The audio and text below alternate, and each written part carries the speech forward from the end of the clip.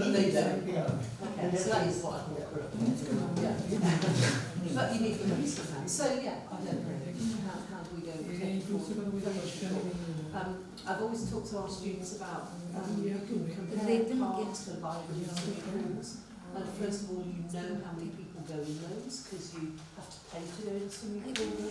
This one can happen to go to a library. So one of the issues This is a comparative societies analysis. don't know how we use our parks. And some of the funding programs have been So we just trying write down to the estimate numbers. or do number counts. But if it's a park with lots of entrances or no fences, it's really difficult to estimate. But when you know how many people use them, it gives you more ammunition in this armoury of evidence that you have on convincing your clients why this is important. I mean, if suddenly we shut all our parks in Sheffield because we would run out of money for them, there would be a real uproar.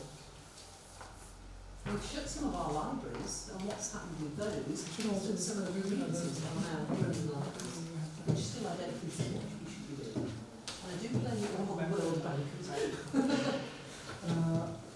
Apart from that, we were talking about inclusive design. Yes. What are the practical concerns of conflict when we talk about inclusive?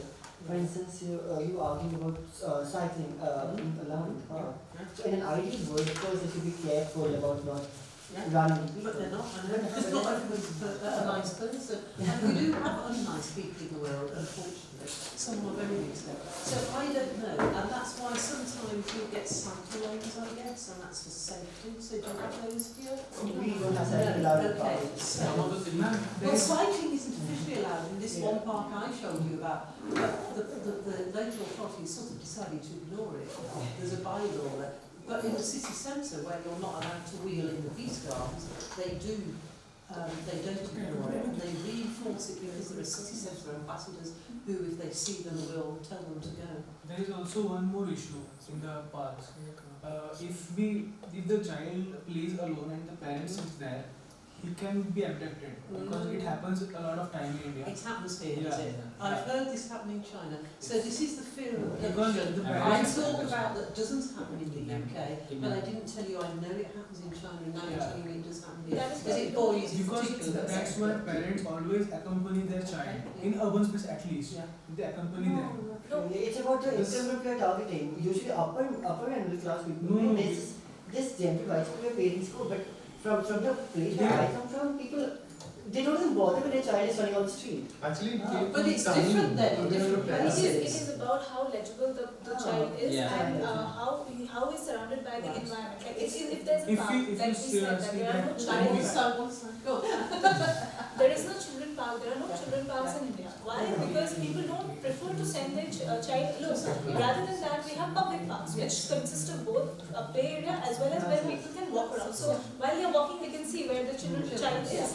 And if it's there is a township or there is a neighborhood garden, they know, like the vicinity is known to them. There are neighbors who are looking after where the child is going. So in that sense, there are no children, like complete children park in India. So Actually, pictures shows China. That is a recent trend coming in India as well. The parks are seen as a part of the study. As a part of the study, they are public parks maintained by government, but these private townships which are coming up, they are actually advocating kind of parks which we are advocating against. showing the slides and showing all the equipment that are not very well equipped. Yeah. So it's kind of forgetting that I have We are. they call it amenities. Yes, Sorry, they call it amenities. That our townships have this, our townships have this swimming pool, a park. Okay. I can make a better sketch of it. Yeah. Have you seen this Slumdog movie? Yes. Movie? Yeah. So the whole story is also that getting to that side also. That the children are getting abducted and they are used as vehicles also. There are many cases happening. Actually, I was a part of it. When I was small, I was there. Seriously, my grandmother took me to a temple. And one person, while she was going to burn inside, a person took me and started going. Really? Yeah. So then she discovered that I'm not there, so she started shouting. Yeah. Then the person started running and the people grabbed him. That is a major concern. Actually, there's a city as well. The city I come from has something time actually. Then when I was small, I had a golden bracelet. It was taken by some random person, stranger, who was playing with me. This all happened. So actually, So you have a real experience and a reason to have some fear. I was really small, Yeah. like Yeah. 4, 5 years. Did it leave you frightened?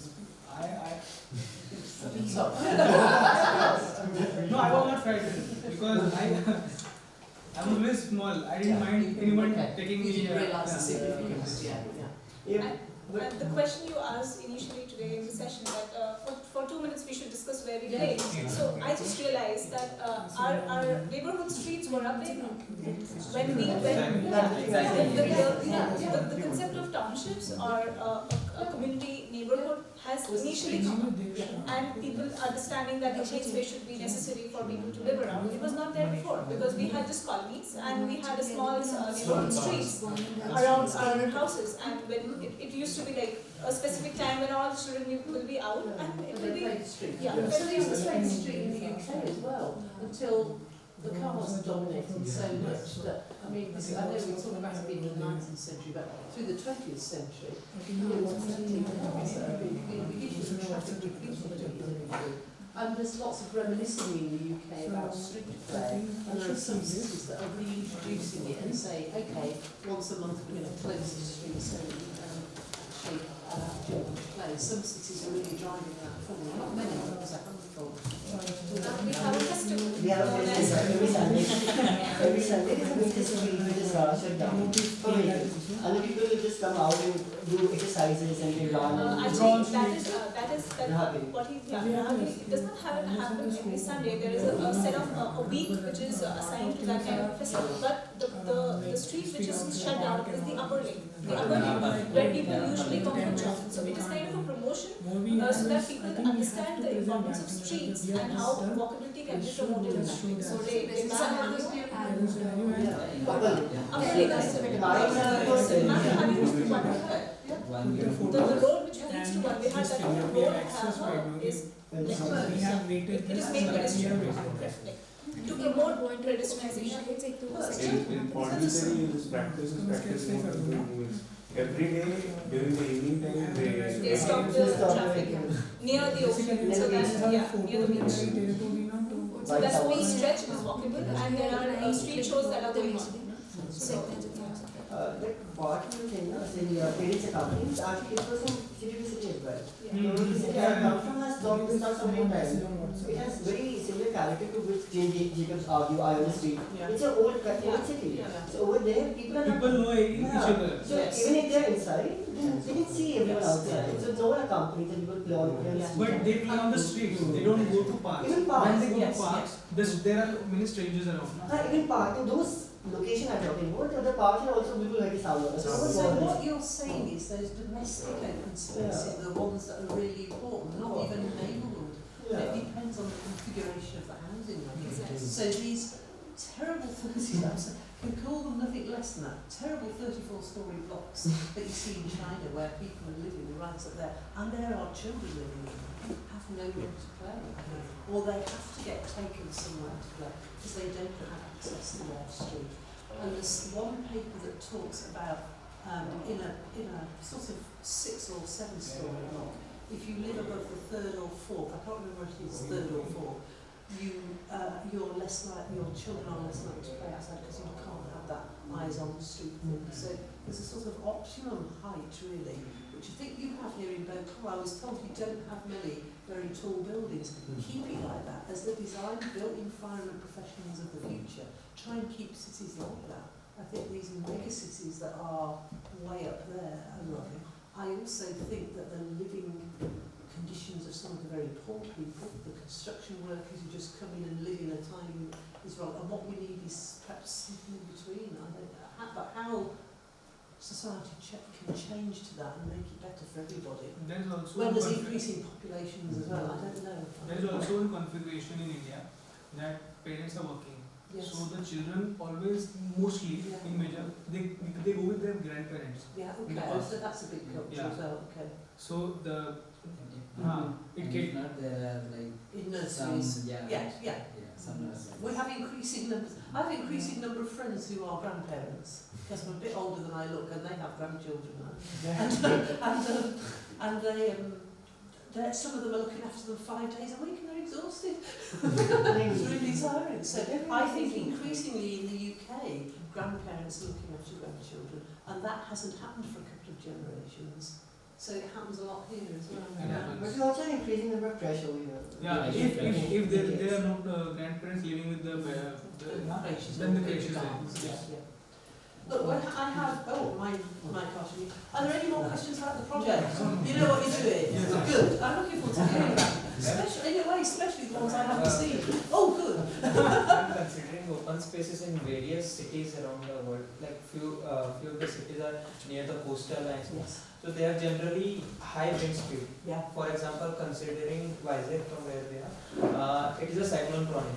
So in general, it is having high wind speed, and because of the prominent character of the edge, all the major parks are towards that beach stretch only. So how to resolve that issue? Well, I think we need to ask God about one, because there's another big storm coming in through the Bay of Bengal now, isn't there? Yeah. I don't know. I think the only thing I would say about coastal areas is you have to use planting that can cope with those conditions of the salt and the air and some level of wind. But some of the winds that we get in the world and some of the tidal surges, and we've had big tidal surges in our country about, not last January, the January before, we had some very big storms that did a whole lot of damage in the southwest of the UK.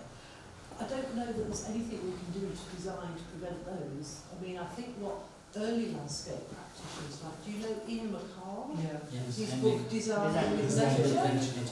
When I was a student, there were only about 3 textbooks, and that was one of them. And I repeatedly come back to that. Perhaps we shouldn't be building in these vulnerable areas. We shouldn't build on earthquake zones, but we do, and we have done, and we can't turn the tide back. That's a bad term, sorry. We can't turn the clock back. And I don't know that there is one design solution, even in landscape, that can deal with them. By using any landscape elements, can we minimize that impact? Well, trees are good for breaking up wind, aren't they? So if you plant trees around a house, the wind breaks up. I know that. But when these storms are so bad, the trees just go over, because the sort of trees that you have to plant in these in sort of climate are more like palm trees, and therefore are very vulnerable to getting knocked over because of the physical nature of how they're designed. So I don't know. Sort of trees are. They're flexible trees, but at some stage they have a point that just tilts them over. And if the wind is so strong, I don't know that there's anything that we can do, that any of us can do to prevent it. But I do think that with climate change, working in understanding what's happening in these vulnerable cities, there's a whole group of academics where there's lots of people talking about resilient cities, and that's resilient to all sorts of things. So it's resilient to population increases, to disasters, to all sorts. I don't know if there's one answer. And there are sorts of things, but there isn't one answer to some of these. Sorry, I'm offended. I can't answer the question. But I think we can prevent, but I do think that as a whole of an Earth community, we are living in places that perhaps we should not do. And what do we do in nature? The bigger picture, so I could talk about the bigger picture of nature is that nature isn't always good. So this concept of children's play and natural environments being good, as I've said, is very conditioned by the particular parts of the world it's come from. I go to Japan and see what an earthquake, tsunami, and nuclear power plant failure does.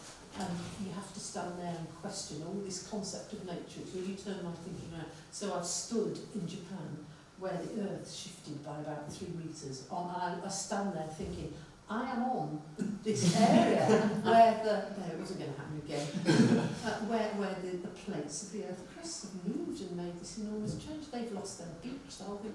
So there are some things that we can't, because the forces of nature, which are beyond trees and vegetation, and the things I'm talking about, are much bigger and much more serious, and we cannot control them.